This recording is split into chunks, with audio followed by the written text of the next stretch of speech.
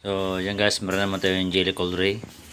Ang problema to ay engine noise sa ating customer guys. So, tignan nyo. Start ko muna to guys para makita ninyo guys.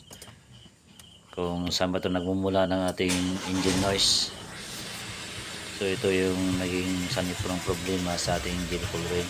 Sa kakaiba ng under nya na natural noise guys. Yan. Minsan may oil feedback up. So, yung guys narinig nyo. Habang tumutunog yan guys. So yan, nasisira yung kanyang ating oil gas separator. So ito yung genuine parts guys. So in order yan sa Manila guys. So yan, oil gas separator. So original guys. So yan guys, assembly yan. Pag bumili kayo guys, kita naman ninyo. Yan, mabaklasan natin yung kanyang oil gas separator nya na sira na. So kailan ito tanggalin guys para mapagtan natin ng bago.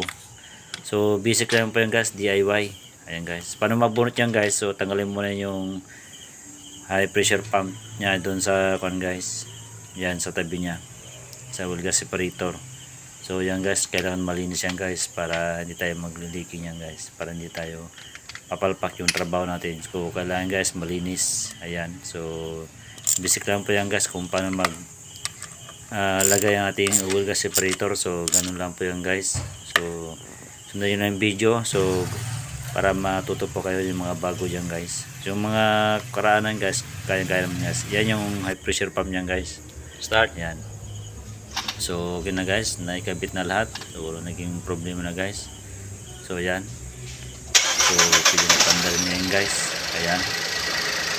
Pandal na yan guys. Ayan o. So okay na guys, wala na naging problema guys. So sana marami po yung matutunan sa aking video na araw ito. Sana marami guys matutunan. Hindi po kalimutan mag-subscribe sa aking YouTube channel. Malusos lang po yan. Bye bye.